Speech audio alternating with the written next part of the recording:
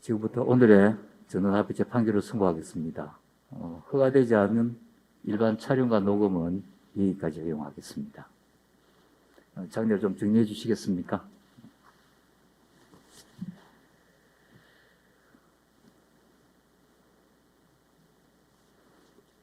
오늘 선고할 사건은 두 건입니다.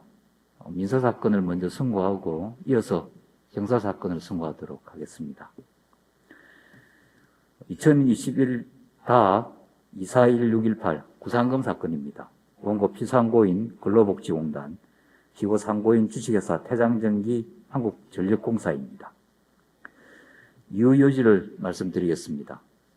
주식회사 유선통신은 피고들이 시행하는 전력선 제거 및 전주철거공사 중 광케이블 철거공사를 도급받았습니다. 유선통신 소속 근로자인 은 광케이블 철거공사를 하던 중 갑자기 쓰러진 전주에 머리를 부딪혀 뇌부종으로 사망하게 되었습니다. 원고인 근로복지공단은 산재보험법에 따라 재해 근로자의 유족에게 보험급여를 지급한 다음 재해 근로자의 손해배상 청구권을 대위하여 피고들을 상대로 보험급여 전액에 대한 구상금을 청구하였습니다. 상고심의 주요 쟁점은 근로복지공단이 재해 근로자에게 보험급여를 한 다음 산재보험법 제87조 제1항에 따라 재해 근로자의 제3자에 대한 손해배상 청구권을 대위 행사하는 경우 그 대위의 범위를 어떻게 볼 것인지입니다. 즉, 종래 대법원 판례와 같이 제3자의 손해배상액을 한도로 공단이 지급한 보험급여 전액을 대위할 수 있다고 볼 것인지, 아니면 대위 범위를 제한할 것인지 문제되고, 재해 근로자의 손해배상액 채권액 산정 방식도 그에 따라 정해집니다. 결론적으로 공단의 대위 범위는 보험급여 전액으로 볼 수 없고, 보험급여 중 재해 근로자의 과실비율 상당액을 공제한 금액, 즉 보험급여 중 제3자의 책임 비율에 해당하는 금액으로 제한하여야 합니다. 그에 따라 재해 근로자의 가해자에 대한 손해배상 채권액도 먼저 전체 손해액에서 공단의 보험급여를 공제한 다음 과실상계를 하는 방식, 즉 공제 후 과실상계 방식으로 산정하여야 한다는 것이 대법원의 일치된 의견입니다. 그 이유는 다음과 같습니다. 산재보험제도는 근로자에게 발생하는 업무상 재해라는 사회적 위험을 보험 방식으로 대체하여 근로자의 업무상 재해를 신속하고 공정하게 보상하며 재해 근로자의 재활과 사회복귀를 촉진하기 위한 사회보험제도의 하나입니다.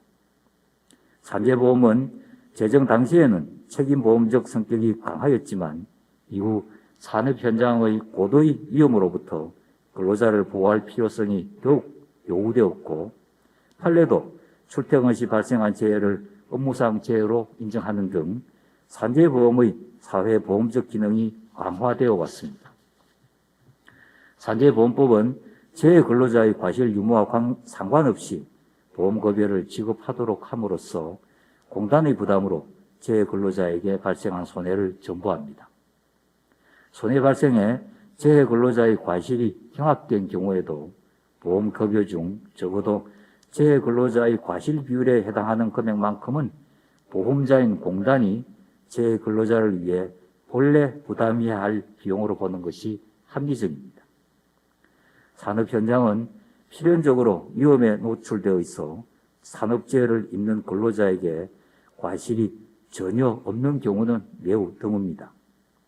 재해 근로자에게 과실이 있다는 이유로 그 위험을 부담시키는 것은 산재보험제도의 존재 목적에 반하고 산업 현장에 엄연히 존재하는 고도의 위험을 고려하지 않은 것으로 형평에 반하는 결과를 가져옵니다. 산재보험제도의 사회보장제도로서의 목적과 기능을 고려한다면 산재보험의 책임보험적 성격의 관점에 시중하였던 종래의 과실상계 후 공제 방식에서 벗어나 건강보험에 관하여 작년 대법원 전원합의체 판결에서 선언된 공제 후 과실상계 방식을 따르는 것이 법 질서 내에서 통일된 해석입니다. 이러한 법리는 산업재해가 산재보험 가입 사업주와 제3자의 공동불법 행위로 인하여 발생한 경우에도 동일하게 적용됩니다. 따라서 공단은 공제 후 과실상계 방식에 따라 보험급여에서 재해근로자의 과실비율 상당액을 공제한 다음 순환적인 구상소송을 방지하기 위하여 여기서 다시 재해근로자가 배상받을 손해액 중 사업주의 과실비율 상당액을 공제한 차액에 대해서만 재해근로자의 제3자에 대한 손해배상 청구권을 개위할 수 있습니다.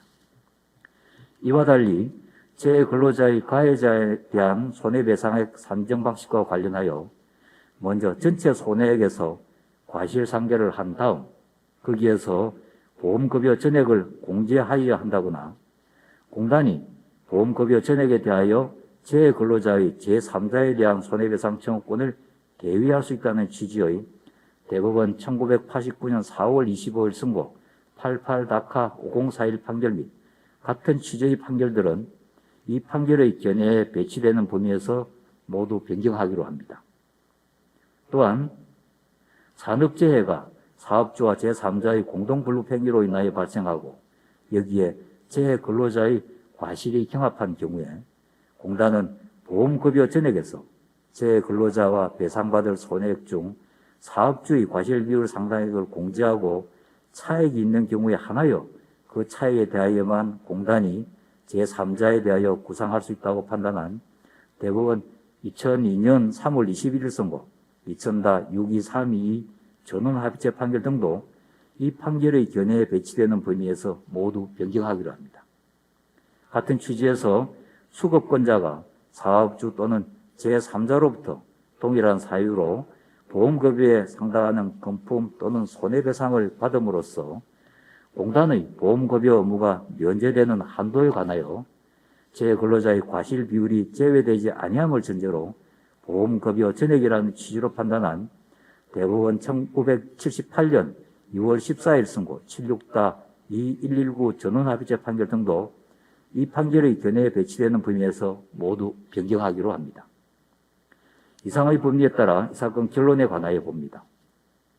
재해근로자가 이 사건 사고로 사망하여 수입을 상실한 손해액과 관련하여 원고가 구상할 수 있는 금액은 공제 후 과실상계 방식에 따라 산정해야 합니다. 이에 의하면 원고는 원칙적으로 유족 연금 중 재해근로자의 과실비율 상당액을 공제한 금액을 구상할 수 있는데 순환적인 구상소송 방지를 위하여 여기서 다시 손해액 중 사업주인 유선통신의 과실비율 상당액을 공제하고 남은 금액을 피고들에 대하여 구상할 수 있습니다. 그런데 원심은 과실상계 후 공제 방식에 따라 원고가 보험급여 전액에 대하여 손해배상 청구권을 개위할 수 있다는 전제에서 원고의 구상금을 정하였습니다. 이러한 원심 판결에는 법리를 오해하여 판결에 영향을 미친 잘못이 있습니다. 관일법 간의 일치된 의견에 따라 다음과 같이 판결합니다. 주문, 원심 판결의 피고들 패소 부분 중 소극적 손해 부분을 파기하고 이 부분 사건을 서울고등법원에 환송한다. 나머지 상고를 모두 기각한다.